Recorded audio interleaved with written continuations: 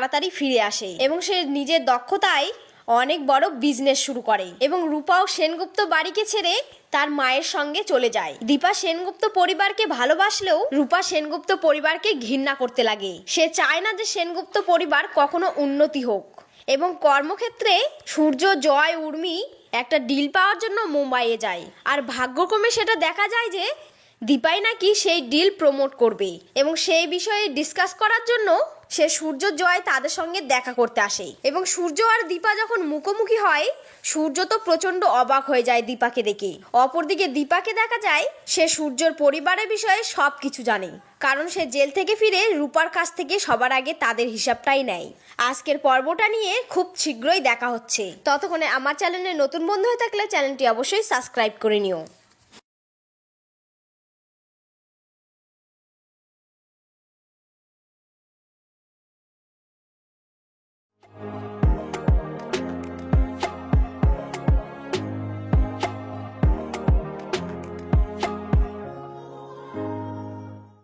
অনুরাগের ছোঁয়ায় আজকের পর্বে দেখা যায় রূপা রুডিকে মেরে ফেলে। বিস্তারিত জানতে হলে ভিডিওটা শেষ পর্যন্ত তোমরা দেখতে থাকো। রূপা সোনাকে বলে, সোনা আমি তোমার সঙ্গে কিছু কথা বলতে চাই। সোনা বলে, কথা? কি কথা?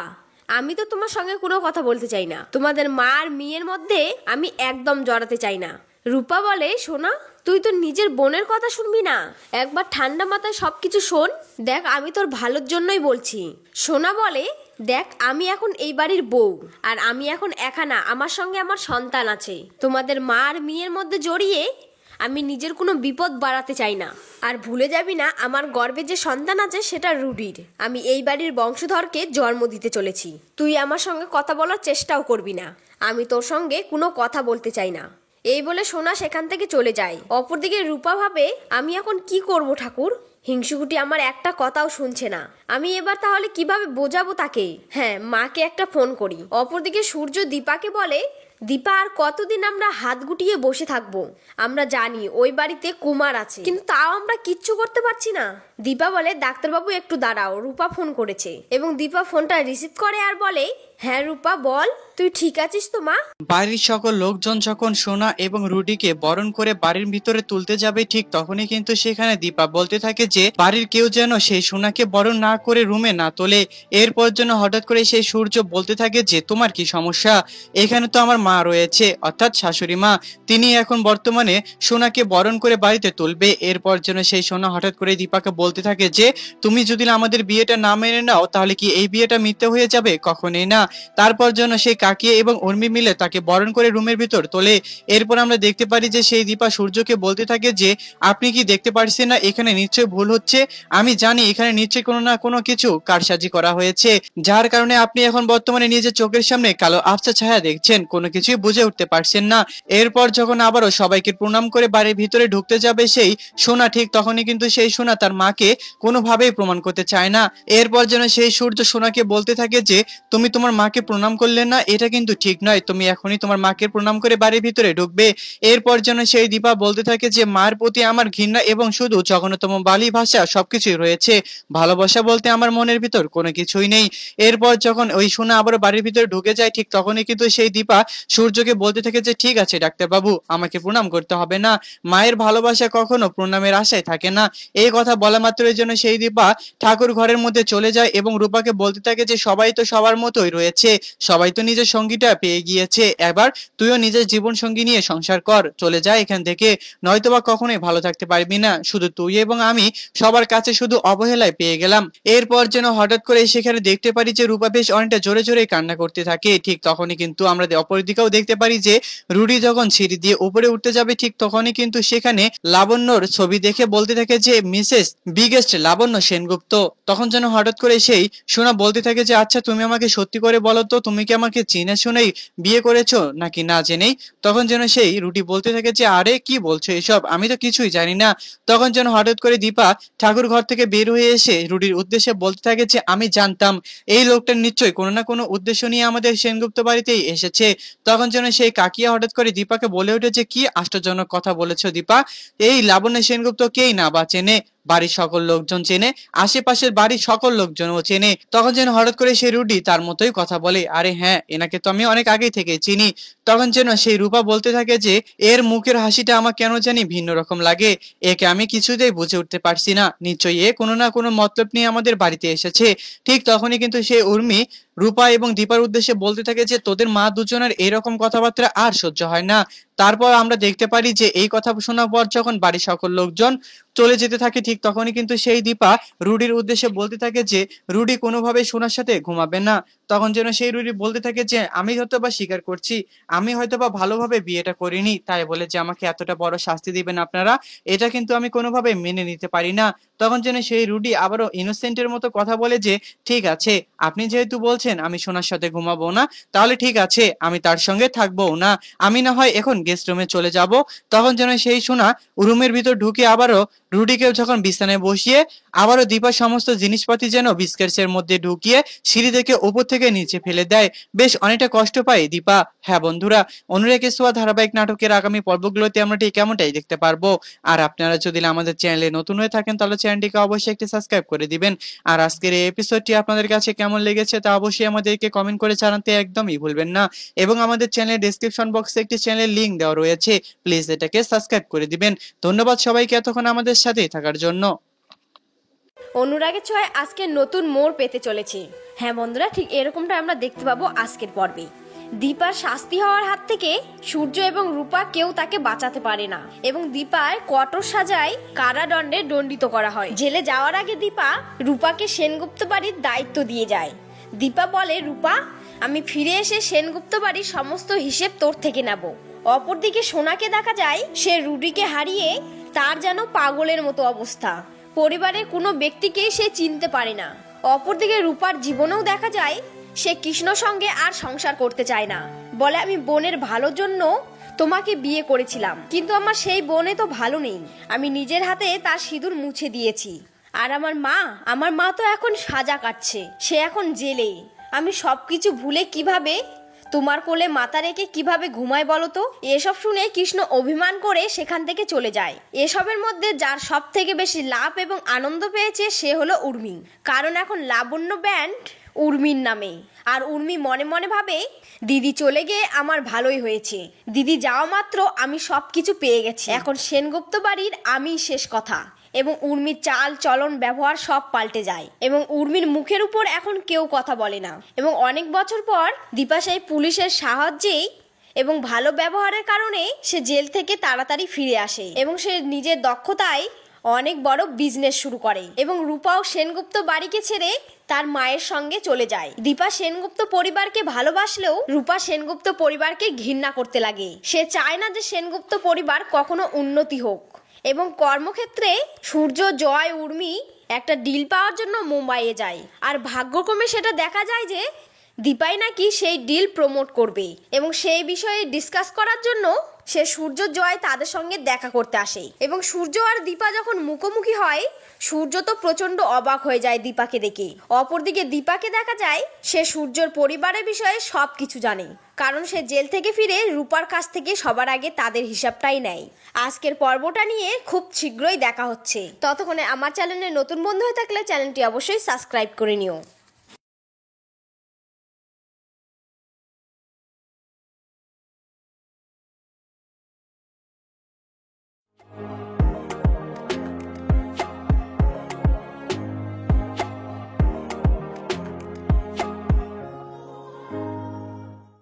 অনুরাগের ছোঁয়ায় আজকের পর্বে দেখা যায় রূপা রুডিকে মেরে ফেলে। বিস্তারিত জানতে হলে ভিডিওটা শেষ পর্যন্ত তোমরা দেখতে থাকো।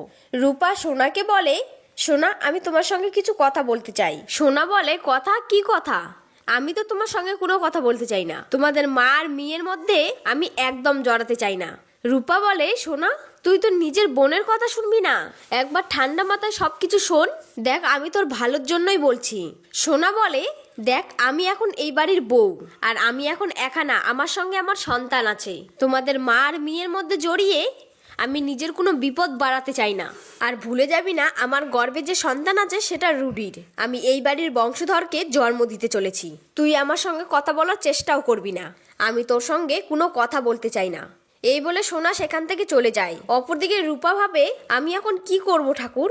হিংসুকুটি আমার একটা কথাও শুনছে না। আমি এবার তাহলে কিভাবে বোঝাবো তাকে? হ্যাঁ, মাকে একটা ফোন করি। অপরদিকে সূর্য দীপাকে বলে, দীপা আর কতদিন আমরা হাত গুটিয়ে বসে থাকবো? আমরা জানি ওই বাড়িতে কুমার আছে, কিন্তু তাও আমরা কিচ্ছু করতে পারছি না। দীপা বলে, ডাক্তারবাবু একটু দাঁড়াও, রূপা ফোন করেছে। এবং দীপা ফোনটা রিসিভ করে আর বলে, হ্যাঁ রূপা বল, তুই ঠিক আছিস তো মা? রূপা বলে, মা এখানে কিচ্ছু ঠিক নেই। হিংসুকুটি আমার একটা কথা শোনার জন্য রাজি নয়। আমি এখন কি করব? আজকে কি হয়েছে জানো? অনুরাগের ছোঁয়ায় আজকে নতুন মোড় পেতে চলেছে। হ্যাঁ বন্ধুরা, ঠিক এরকমটা আমরা দেখতে পাবো আজকের পর্বে। দীপার শাস্তি হওয়ার হাত থেকে সূর্য এবং রূপা কেউ তাকে বাঁচাতে পারে না, এবং দীপার কঠোর সাজায় কারাদণ্ডে দণ্ডিত করা হয়। জেলে যাওয়ার আগে দীপা রূপাকে সেনগুপ্ত বাড়ির দায়িত্ব দিয়ে যায়। দীপা বলে, রূপা, আমি ফিরে এসে সেনগুপ্ত বাড়ির সমস্ত হিসেব তোর থেকে নেব। অপরদিকে সোনাকে দেখা যায় সে রুডিকে হারিয়ে তার যেন পাগলের মতো অবস্থা। পরিবারের কোনো ব্যক্তিকেই সে চিনতে পারে না। অপরদিকে রূপার জীবনেও দেখা যায় সে কৃষ্ণ সঙ্গে আর সংসার করতে চায় না। বলে, আমি বোনের ভালোর জন্য তোমাকে বিয়ে করেছিলাম, কিন্তু আমার সেই বোনে তো ভালো নেই। আমি নিজের হাতে তার সিঁদুর মুছে দিয়েছি। আর আমার মা তো এখন সাজা কাটছে, সে এখন জেলে। আমি সবকিছু ভুলে কিভাবে তোমার কোলে মাথা রেখে কিভাবে ঘুমায় বলো তো? এসব শুনে কৃষ্ণ অভিমান করে সেখান থেকে চলে যায়। এসবের মধ্যে যার সব থেকে বেশি লাভ এবং আনন্দ পেয়েছে সে হলো উর্মি, কারণ এখন লাবণ্য ব্যান্ড উর্মির নামে। আর উর্মি মনে মনে ভাবে, দিদি চলে গিয়ে আমার ভালোই হয়েছে। দিদি যাওয়া মাত্র আমি সবকিছু পেয়ে গেছি। এখন সেনগুপ্ত বাড়ির আমিই শেষ কথা। এবং উর্মির চাল চলন ব্যবহার সব পাল্টে যায়, এবং উর্মির মুখের উপর এখন কেউ কথা বলে না। এবং অনেক বছর পর দীপা সেই পুলিশের সাহায্যেই এবং ভালো ব্যবহারের কারণে সে জেল থেকে তাড়াতাড়ি ফিরে আসে, এবং সে নিজের দক্ষতায় অনেক বড় বিজনেস শুরু করে। এবং রূপাও সেনগুপ্ত বাড়িকে ছেড়ে তার মায়ের সঙ্গে চলে যায়। দীপা সেনগুপ্ত পরিবারকে ভালোবাসলেও রূপা সেনগুপ্ত পরিবারকে ঘৃণা করতে লাগে। সে চায় না যে সেনগুপ্ত পরিবার কখনো উন্নতি হোক। এবং কর্মক্ষেত্রে সূর্য, জয়, উর্মি একটা ডিল পাওয়ার জন্য মুম্বাইয়ে যায়। আর ভাগ্যক্রমে সেটা দেখা যায় যে দীপাই নাকি সেই ডিল প্রমোট করবে, এবং সেই বিষয়ে ডিসকাস করার জন্য সে সূর্য, জয় তাদের সঙ্গে দেখা করতে আসে। এবং সূর্য আর দীপা যখন মুখোমুখি হয়, সূর্য তো প্রচন্ড অবাক হয়ে যায় দীপাকে দেখে। অপরদিকে দীপাকে দেখা যায় সে সূর্যর পরিবারের বিষয়ে সবকিছু জানে, কারণ সে জেল থেকে ফিরে রূপার কাছ থেকে সবার আগে তাদের হিসাবটাই নেয়। আজকের পর্বটা নিয়ে খুব শীঘ্রই দেখা হচ্ছে। ততক্ষণে আমার চ্যানেলে নতুন বন্ধু হয়ে থাকলে চ্যানেলটি অবশ্যই সাবস্ক্রাইব করে নিও।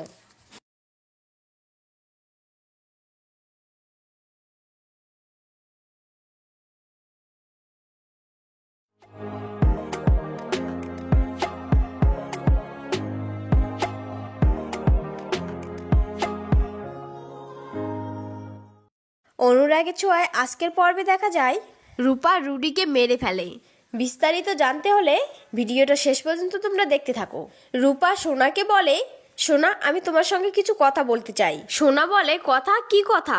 আমি তো তোমার সঙ্গে কোনো কথা বলতে চাই না। তোমাদের মা আর মেয়ের মধ্যে আমি একদম জড়াতে চাই না। রূপা বলে, সোনা, তুই তো নিজের বোনের কথা শুনবি না?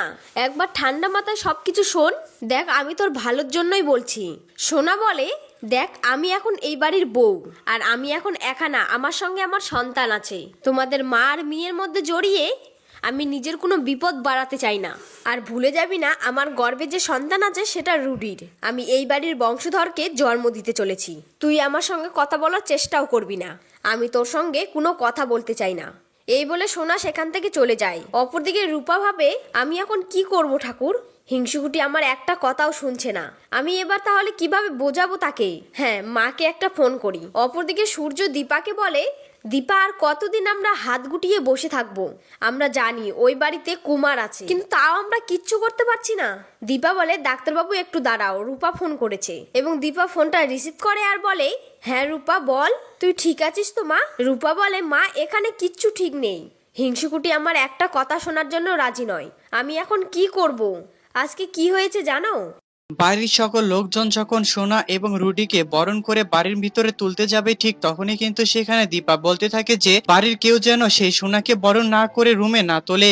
এরপর যেন হঠাৎ করে সেই সূর্য বলতে থাকে যে তোমার কি সমস্যা, এখানে তো আমার মা রয়েছে অর্থাৎ শাশুড়ি মা, তিনি এখন বর্তমানে সোনাকে বরণ করে বাড়িতে তুলবে। এরপর যেন সেই সোনা হঠাৎ করে দীপাকে বলতে থাকে যে তুমি যদি আমাদের বিয়েটা না মেনে নাও তাহলে কি এই বিয়েটা মিথ্যে হয়ে যাবে, কখনোই না।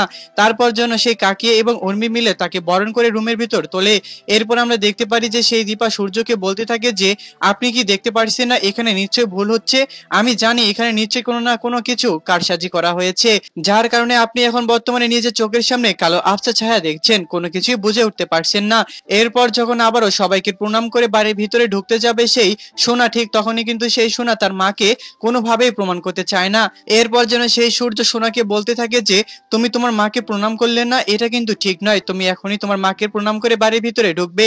এরপর যেন সেই দীপা বলতে থাকে যে মার প্রতি আমার ঘৃণা এবং শুধু জঘন্যতম বালি ভাষা সবকিছুই রয়েছে, ভালোবাসা বলতে আমার মনের ভিতর কোনো কিছুই নেই। এরপর যখন ওই সোনা আবার বাড়ির ভিতরে ঢুকে যায় ঠিক তখনই কিন্তু সেই দীপা সূর্যকে বলতে থাকে যে ঠিক আছে ডাক্তারবাবু, আমাকে প্রণাম করতে হবে না, মায়ের ভালোবাসা কখনো প্রণামের আশায় থাকে না। এই কথা বলা মাত্রই যেন সেই দীপা ঠাকুর ঘরের মধ্যে চলে যায় এবং রূপাকে বলতে থাকে যে সবাই তো সবার মতোই রয়েছে, সবাই তো নিজের সঙ্গীটা পেয়ে গিয়েছে, এবার তুইও নিজের জীবন সঙ্গী নিয়ে সংসার কর, চলে যা এখান থেকে, নয়তোবা কখনোই ভালো থাকতে পারবি না, শুধু তুই এবং আমি সবার কাছে শুধু অবহেলায় পেয়ে গেলাম। এরপর যেন হঠাৎ করে সেখানে দেখতে পারি যে রূপা বেশ অনেকটা জোরে জোরে কান্না করতে থাকে। ঠিক তখনই কিন্তু আমরা অপরদিকেও দেখতে পারি যে রুডি যখন সিঁড়ি দিয়ে উপরে উঠতে যাবে ঠিক তখনই কিন্তু সেখানে লাবণ্যর ছবি দেখে বলতে থাকে যে মিসেস বিগেস্ট লাবণ্য সেনগুপ্ত। তখন যেন হঠাৎ করে সেই সোনা বলতে থাকে যে আচ্ছা তুমি আমাকে সত্যি করে বলো তো, তুমি কি আমাকে চিনে শুনেই বিয়ে করেছো নাকি না জেনেই? তখন যেন সেই রুটি বলতে থাকে যে আরে কি বলছো এসব, আমি তো কিছুই জানি না। তখন যেন হঠাৎ করে দীপা ঠাকুর ঘর থেকে বের হয়ে এসে রুডির উদ্দেশ্যে বলতে থাকে যে আমি জানতাম এই লোকটা নিশ্চয়ই কোনো না কোনো উদ্দেশ্য নিয়ে আমাদের সেনগুপ্ত বাড়িতেই এসেছে। তখন যেন সেই কাকিয়া হঠাৎ করে দীপাকে বলে ওঠে যে কি আশ্চর্যজনক কথা বলেছো দীপা, এই লাবণ্য সেনগুপ্ত কেই না বা চেনে, বাড়ির সকল লোকজন চেনে, আশেপাশের বাড়ির সকল লোকজনও চেনে। তখন যেন হঠাৎ করে সেই রুডি তার মতোই কথা বলে আরে হ্যাঁ এনাকে তো আমি অনেক আগে থেকে চিনি। তখন যেন সেই রূপা বলতে থাকে যে এর মুখের হাসিটা আমার কেন জানি ভিন্ন রকম লাগে, একে আমি কিছুতেই বুঝে উঠতে পারছি না, নিশ্চয়ই এ কোনো না কোনো মতলব নিয়ে আমাদের বাড়িতে এসেছে। ঠিক তখনই কিন্তু সেই উর্মি রূপা এবং দীপার উদ্দেশ্যে বলতে থাকে যে তোদের মা দুজনের এরকম কথাবার্তা আর সহ্য হয় না। তারপর আমরা দেখতে পারি যে এই কথা শোনার পর যখন বাড়ির সকল লোকজন চলে যেতে থাকে ঠিক তখনই কিন্তু সেই দীপা রুডির উদ্দেশ্যে বলতে থাকে যে রুডি কোনোভাবেই সোনার সাথে ঘুমাবে না। তখন যেন সেই রুডি বলতে থাকে যে আমি হয়তোবা স্বীকার করছি, আমি হয়তোবা ভালোভাবে বিয়েটা করিনি, তাই বলে যে আমাকে এতটা বড় শাস্তি দিবেন আপনারা, এটা কিন্তু আমি কোনোভাবে মেনে নিতে পারি না। তখন যেন সেই রুডি আবারও ইনোসেন্টের মতো কথা বলে যে ঠিক আছে আপনি যেহেতু বলছেন আমি সোনার সাথে ঘুমাবো না, তাহলে ঠিক আছে আমি তার সঙ্গে থাকবো না, আমি না হয় এখন গেস্ট রুমে চলে যাব। তখন যেন সেই সোনা রুমের ভিতর ঢুকে আবারও রুডিকে যখন বিছানায় বসিয়ে আবারও দীপার সমস্ত জিনিসপাতি যেন বিস্কেটসের মধ্যে ঢুকিয়ে সিঁড়ি থেকে উপর থেকে নিচে ফেলে দেয়। বেশ অনেকটা কষ্ট পায় দীপা। হ্যাঁ বন্ধুরা, অনুরাগ সোয়া ধারাবাহিক নাটকের আগামী পর্বগুলোতে আমরা ঠিক কেমনটাই দেখতে পারবো। আর আপনারা যদি আমাদের চ্যানেলে নতুন হয়ে থাকেন তাহলে চ্যানেলটিকে অবশ্যই একটি সাবস্ক্রাইব করে দিবেন। আর আজকের এই এপিসোডটি আপনাদের কাছে কেমন লেগেছে তা অবশ্যই আমাদেরকে কমেন্ট করে জানাতে একদমই ভুলবেন না। এবং আমাদের চ্যানেলের ডেসক্রিপশন বক্সে একটি চ্যানেলের লিংক দেওয়া রয়েছে, প্লিজ এটাকে সাবস্ক্রাইব করে দিবেন। ধন্যবাদ সবাইকে এতক্ষণ আমাদের সাথেই থাকার জন্য।